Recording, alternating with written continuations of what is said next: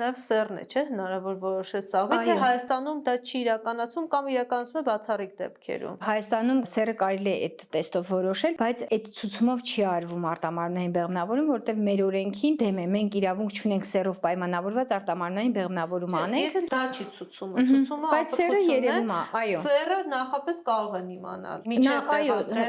Այո, կարող են իմանալ նաև սեռը։ Լաբորատորիաներ կան, որ դա տալիս են, լաբորատորիաներ կան, որ սեռի պահը փակում են, որ չիմանա։ Իմանա, որ միայն տեղադրվում է առողջ սաղմի։ Կան այդպիսի կազուիստիկ դեպքեր, որ պացիենտներ գալիս են 20 տարի անպտղություն կամ 15 տարի, ասում են բժշկուհի ջան, ուզում եմ հղիանամ ու տղա ունենամ։ Ասում եմ, ասեմ, մի հատ եկեք փորձենք տեսնենք կարողանում ենք ձեզ օգնել հղիացնել, հետո նոր սեռի, որովհետև սեռը այստեղ երկրորդային է լինում, այստեղ կարևոր է լինում զույգին բալիկ պարգևել։ Բայց ասեմ, մեր օրենսդրությամբ, եթե զույգեր ունեն 3 եւ ավելի նույն սեռի երեխաներ, միայն իրանք ցուցումով կարող են դիմել արտամարմնային բեղմնավորման, սեռը որոշել, այո, որովհետև որպեսզի չգնան ընդհատումների, աբորտներ չանեն ամեն նույն սեռի բալիկին, դա էլի մեթոդ է ընտրելու այն սաղմիկին, այն սեռը, որը որ ուզում են